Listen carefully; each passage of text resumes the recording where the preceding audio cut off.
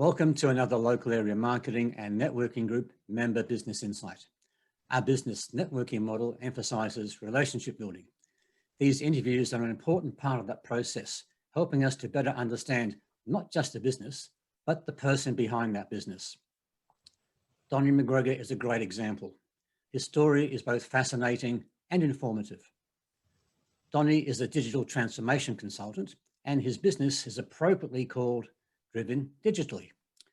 Donny, please tell us how Driven Digitally came to be and what drives you and it. Great. Well, it's a pleasure to give this business insight for the local area marketing group. The journey and background to how Driven Digitally began, we have to wind the clock back about 4 years ago, towards the end of 2016. I had just been working in the IT industry for close to, or since the year 1999, so quite some time. And I just entered into my early 40s, and inside of me there was this desire to want to gain back some of my time. It seemed that I was giving all of my time to somebody else and not able to do the things that I wanted to do. I've had a charity going since 2009, which was self-funded, and we would go to several nations and do community projects. And in 2016, we took a team to remote Aboriginal communities, and I was always under pressure to, get back to work, and the pressure of going to the office, the rat race, and just feeling a little bit exploited for my experience and my insight. And it was sort of not long after that trip, I found myself out of work, and we took some time out to reflect on what are the most important things in life, and family being one of them, and having that work-life balance. And this whole, I'd already been very passionate about workplace transformation. Digital transformation was a buzzword at the time, and also collaboration. At that time, we had a lot of new innovative products that was changing the way businesses would, collaborate, or staff members would collaborate in the office. Schools were going through a technology transformation, and I thought, well, why don't we start, our own business, and the focus would be about digital transformation. I had a number of people, close, companions around me who encouraged me to take the step. I had some school teachers encourage me to take the step, and we wanted a business that was, able to fund some of the projects that we were doing, and to be able to say to schools, well, you don't have to spend any more money to do business with us. You could actually spend the same amount of money as you would with somebody else, but it's what we would do with that dollar, and that dollar would go a lot further than just filling our coffers. It's actually going to be used to help change the lives of other people. So that's been the actual motivator in the launching of Driven Digitally. That's a very commendable foundation to build your business on, Donny. Now tell us a little bit about the business itself. We know your client spectrum includes larger organisations like schools and other learning institutions. So what does Driven Digitally offer the small business, home business owner? Yeah, it's a very good question, and very excited to share with small business owners some of the solutions that we have available. Being that we're a small business ourselves, We understand some of the challenges that would be in place to run a small business, and we might not have the budgets that big businesses do. But the great news is you can be a small business and be able to do the same thing big businesses do for a fraction of the price. And what we've put together is a range of a mixture of technology products with software and support services, where we've now got packages in place that can actually automate how you run your small business, right from purchasing a device to your phone system, to the software that you use for email, to managing clients, to creating documents, to document sharing, right to your protecting your device. So we have all these packages that we've researched the market and we've put them together. I call them in a software stack, and all you need to do is press the go button, and your business is pretty much running on autopilot. Thank you, Donny. That sounds like a great suite of services that you provide to small businesses.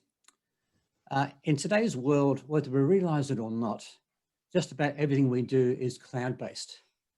In your opinion, have small business owners adopted the cloud as an essential data tool, or is there still some resistance to it?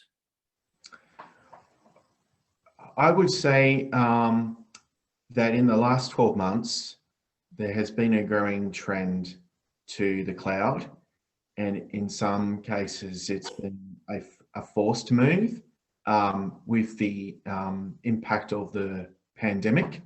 Prior to that, there was a little bit of a slow uptake of cloud-based technology, mainly on fears around security.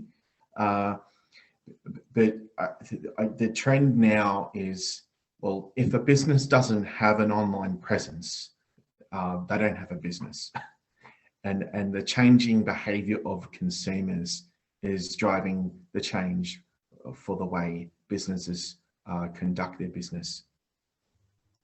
So you mentioned the pandemic and how things have changed in the past 12 months.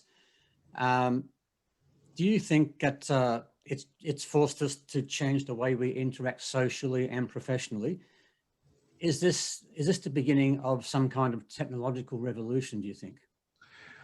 When we are faced with challenges, irrespective of that challenge, and it disrupts our lifestyle, the way that we live, the human response is always to, you're always going to have those that are like pioneers that want to innovate.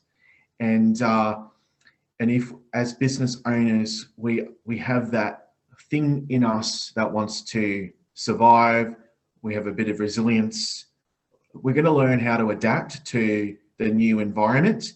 And what that results in is we adapt to, okay, this is how we now communicate. This is how we now relate with our customers. In a lot of cases, it may be a hybrid situation where it will be online, like we are doing this interview, and it can also be face-to-face. We need to be ready to adapt to both environments. So you can engage face-to-face, but you're also able to engage online as well. The driver behind this is, even before COVID came, the introduction of video, the use of video in the corporate world began to skyrocket because businesses wanted to reduce their costs. And one of the main costs for business was travel. Being able to conduct business matters, the cost of flights, the cost of going to a conference, taking someone out to lunch, and in a more competitive world, businesses need to find ways to be more productive.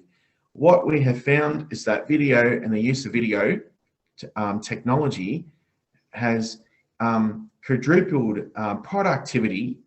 The fact that in COVID times, people weren't actually leaving their home. They were getting far more work done, able to do a lot more meetings, but using real-time or virtual technology. And the innovation of software, which is simplifying the way we do our work. It's eliminating manual processes. So you have automation coming in major ways in the processes of tasks. And that's what software does. And so I could say it is a revolution, but with revolutions, we call it a digital revolution. With that comes new threats, which are security threats.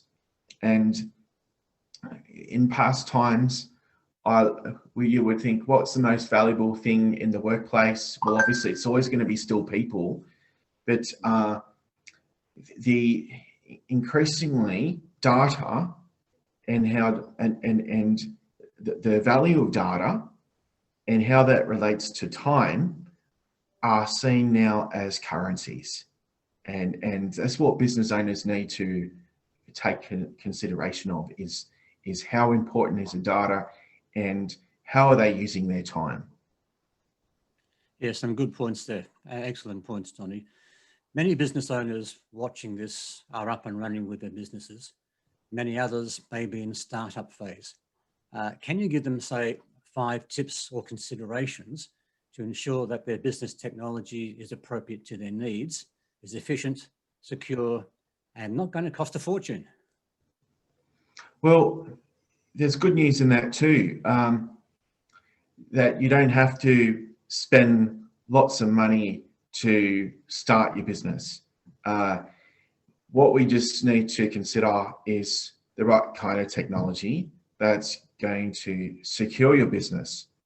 I think of, if I was to say what are some 5 things that someone should consider, is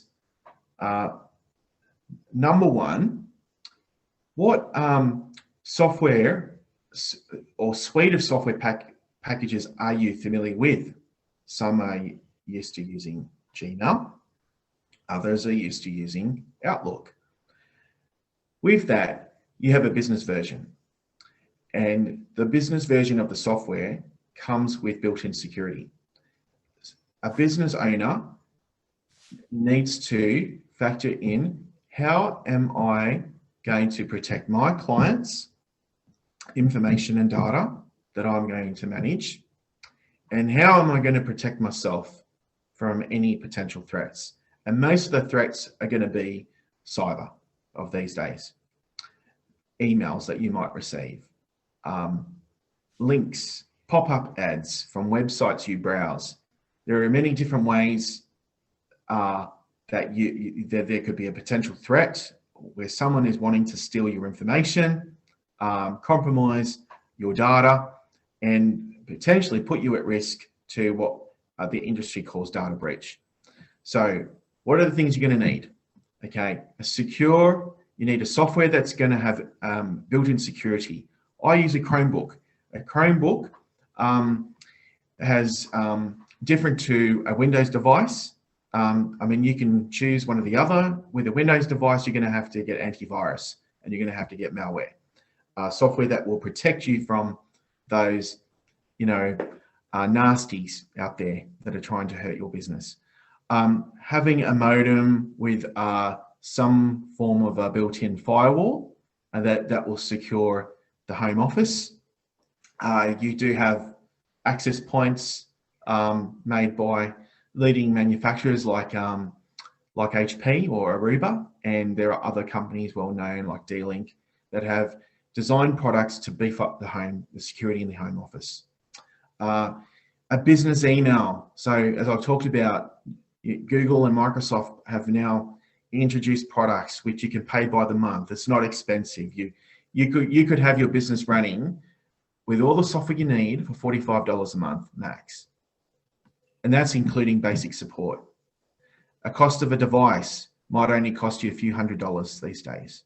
The cost of a modem, you can get a modem for under $200 to give you to run your office. An internet connection. So these are just today's tools, the basics of what you need. And if you need to print invoices, then you can get a cheap printer. You can get them so cheap these days, under $100 even. So for less than $1,000, you can have the tools you need to run a business. Oh, that's great. That's fantastic, Donny. Some really great advice there. And yeah, I'm surprised that, you know, how little money you can take to set you up in business. That's some really good advice. And I think we might have to get you back sometime in the future for some more insights. So thank you very much for that, sharing your insight with us and your business values, and providing us with the guidance for our members and for the people viewing this video. If you'd like to contact Donny or any of our group members on this channel, their full contact details appear below the videos. Thank you very much, Donny, and look forward to getting you back sometime in the near future. Thank you.